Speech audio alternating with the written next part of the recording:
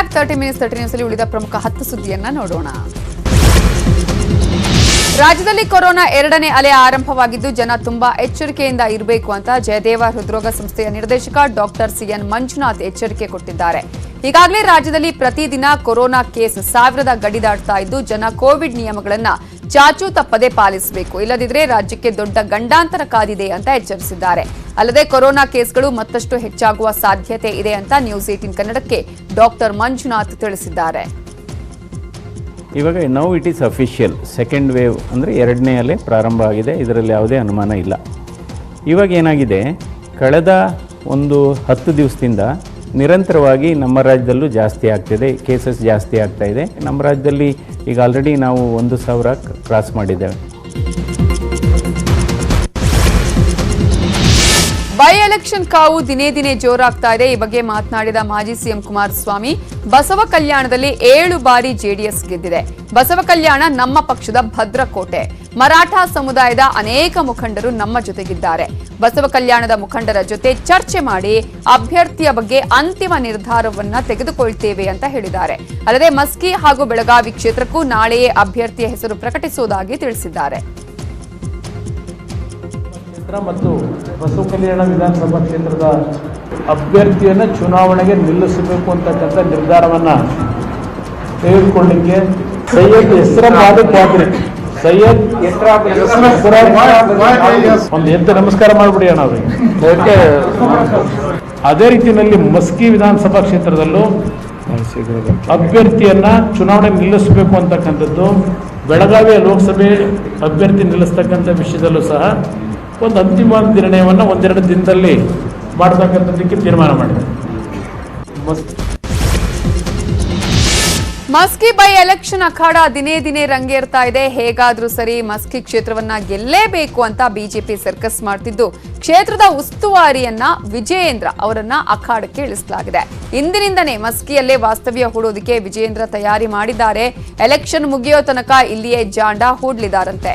ಮೊದಲ ಹಂತವಾಗಿ ನಾಳೆ ಮೆಗಾ ಬೈಕ್ ರ್ಯಾಲಿ ಆಯೋಜನೆ ಮಾಡಲಾಗಿದ್ದು ಕೇಸರಿ ಕಹಳೆಯನ್ನ ಮೊಳಗಿಸೋದಕ್ಕೆ ಸಜ್ಜಾಗಿದ್ದಾರೆ. ಮಸ್ಕಿ ವಿಧಾನಸಭಾ ಕ್ಷೇತ್ರಕ್ಕೆ ಈಗಾಗಲೇ ಚುನಾವಣೆ ಘೋಷಣೆ ಆಗಿರುವಂತಹ ಹಿನ್ನೆಲೆಯಲ್ಲಿ ಈ ಒಂದು ಕ್ಷೇತ್ರದ ಉಸ್ತುವಾರಿ ವಿಜಯೇಂದ್ರ ಈಗಾಗಲೇ ಅಖಾಡಕ್ಕೆ ಇಳಿದಿದ್ದಾರೆ.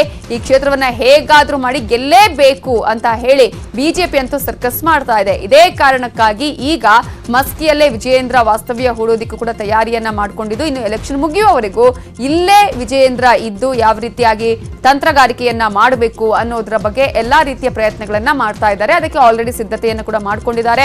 ಮೊದಲ ಹಂತವಾಗಿ ನಾಳೆ ಮೆಗಾ ಬೈಕ್ ರ್ಯಾಲಿಯನ್ನ ಆಯೋಜನೆ ಮಾಡಲಾಗಿದೆ. ಕೇಸರಿ ಕಹಳೆ ಮೊಳಗಿಸುವುದಕ್ಕೆ ಈಗ ವಿಜಯೇಂದ್ರ ಸಜ್ಜಾಗ್ತಿದ್ದಾರೆ. ಮಸ್ಕಿಯಲ್ಲಿ ವಿಜಯೇಂದ್ರ ರಣತಂತ್ರ ರೂಪಿಸ್ತಾ ಇದ್ರೆ, ಇತ್ತ ಬಸವ ಕಲ್ಯಾಣದಲ್ಲಿ ಈಗ ನಾಯಕರ ಮಧ್ಯೆನೇ ಟಿಕೆಟ್ ಫೈಟ್ ಶುರುವಾಗಿದೆ. ಹೇಗಾದ್ರೂ ಸರಿ ಟಿಕೆಟ್ ಅನ್ನ ಗಿಟ್ಟಿಸಿಕೊಳ್ಬೇಕು ಅಂತ ಆಕಾಂಕ್ಷಿಗಳು ಲಾಬಿ ಶುರು ಮಾಡಿದ್ದು ಬೆಂಗಳೂರಲ್ಲೇ ಸರ್ಕಸ್ ಮಾಡ್ತಿದ್ದಾರಂತೆ. ಮಲ್ಲಿಕಾರ್ಜುನ ಖೂಬಾ, ಶರಣು ಸಲಗರ, ಸೂರ್ಯಕಾಂತ ನಾಗಮಾರಪಲ್ಲಿ ಚುನಾವಣಾ ಅಖಾಡಕ್ಕೆ ಇಳಿಯೋದಕ್ಕೆ ರೆಡಿಯಾಗಿದ್ದು ಟಿಕೆಟ್ಗೆ ಲಾಬಿಯನ್ನ ಮಾಡ್ತಾ ಇದ್ದಾರೆ. ಚುನಾವಣೆಯ ಭಾರತೀಯ ಜನತಾ ಪಾರ್ಟಿ ಹ್ಯಾಂಗ್ ಗೆಲ್ಬೇಕೆಂಬುದು ಕೂಡ ನಾವು ಸಿದ್ಧತೆ ಮಾಡ್ಕೊಂಡಿದ್ದೆವು. BS ಯಡಿಯೂರಪ್ಪ ಸಾಹೇಬ್ ಮೇಲೆ ಬಹಳಷ್ಟು ನನಗೆ ವಿಶ್ವಾಸ ಇದೆ. ಭಾರತೀಯ ಜನತಾ ಪಾರ್ಟಿ ಮೇಲೂ ಕೂಡ ವಿಶ್ವಾಸ ಇದೆ. ಬರ್ತಕ್ಕಂಥದ್ರಿಂದ ಕೈ ಬಿಡಲ್ಲ. ನಾವು ಒಳ್ಳೆಯ ರೀತಿಯಿಂದ ಭಾರತೀಯ ಜನತಾ ಪಾರ್ಟಿ ಗೆಲುವು ಬಸವ ಕಲ್ಯಾಣದಾಗ ನಾವು ಶ್ರಮ ಪಟ್ಟು ಜಾಸ್ತಿ ಲೀಡ್ದಿಂದ ತಗೊಂಥ ಕೆಲಸ ಮಾಡೋಕ್ಕೆ ಸಿದ್ಧತೆ ಮಾಡ್ಕೊಂಡು ಬಂದಾಗ ಆಕಾಂಕ್ಷಿಗಳು ಬರೋದು ಸಹಜ. ಪಾರ್ಟಿನೂ ಕೂಡ ಪರಿಗಣಿಸ್ತದ. ಜಿಲ್ಲೆದಾಗ 5 ಸೀಟ್ ಯಾಕೆ ಸೋತಿದೆಯೋ ಎಂಬುದರ ಬಗ್ಗೆನೂ ಕೂಡ ಅವ್ರ ಬಗ್ಗೆ ರಿಪೋರ್ಟ್ ಇದೆ. ಯಾಕೆ ಸೋತಿದೆವು, ಯಾವ ರೀತಿ ನಮ್ಮ ಭಾರತೀಯ ಜನತಾ ಪಾರ್ಟಿ ಒಳ್ಳೆ ರೀತಿಯಿಂದ ಬಲಿಷ್ಠ ಮಾಡೋಕ್ಕೆ ಯಾಕೆ ಶಕ್ತಿ ಇದೆ, ಅಂಥವ್ರಿಗೆ ಸಪೋರ್ಟ್ ಮಾಡ್ತಾರೆ ಎಂಬುದು ಕೂಡ ನನಗೆ ವಿಶ್ವಾಸ. ಬಿಜೆಪಿ ಶಾಸಕಾಂಗ ಪಕ್ಷದ ಸಭೆ ಕರೆಯಲು ಮತ್ತೆ ಈಗ ಒತ್ತಡ ಶುರುವಾಗಿದೆ. ಇವತ್ತು ವಿಧಾನಸೌಧದಲ್ಲಿ ಸಿಎಂ ಭೇಟಿ ಮಾಡಿದ ಕೆಲ ಶಾಸಕರು ಕೂಡಲೇ ಶಾಸಕಾಂಗ ಪಕ್ಷದ ಸಭೆ ಕರೆಯುವಂತೆ ಮನವಿ ಮಾಡಿದ್ದಾರೆ. ಹೀಗಾಗಿ ಸಂಜೆ ಕಾವೇರಿ ನಿವಾಸಕ್ಕೆ ಬರುವಂತೆ ಶಾಸಕರಿಗೆ ಸಿಎಂ ಸೂಚನೆ ಕೊಟ್ಟಿದ್ದಾರಂತೆ. ಯತ್ನಾಳ್ ಮುಜುಗರದ ಹೇಳಿಕೆ, ಶಾಸಕರ ಕ್ಷೇತ್ರಗಳಿಗೆ ಅನುದಾನ ಸಿಗದೇ ಇರುವುದು, ಅಭಿವೃದ್ಧಿ ಕಾಮಗಾರಿಗಳ ಬಗ್ಗೆ ಸಚಿವರು ನಿರ್ಲಕ್ಷ್ಯವನ್ನ ವಹಿಸ್ತಾ ಇದ್ದು ಶಾಸಕರ ಬೇಡಿಕೆಗಳಿಗೆ ಕ್ಯಾರೆ ಅಂತಿಲ್ಲ ಅಂತ ಫುಲ್ ಗರಂ ಆಗಿದ್ದಾರೆ. ಇವಾಗ ಸಿಎಂ ಮುಂದೆ ದೂರು ಕೊಡೋದಕ್ಕೆ ಶಾಸಕರು ಸಜ್ಜಾಗಿದ್ದಾರೆ. ಉಳಿದ ಪ್ರಮುಖ 5 ಸುದ್ದಿಯನ್ನ ನೋಡೋಣ ಚಿಕ್ಕ ಬ್ರೇಕ್ ಆದ್ಮೇಲೆ.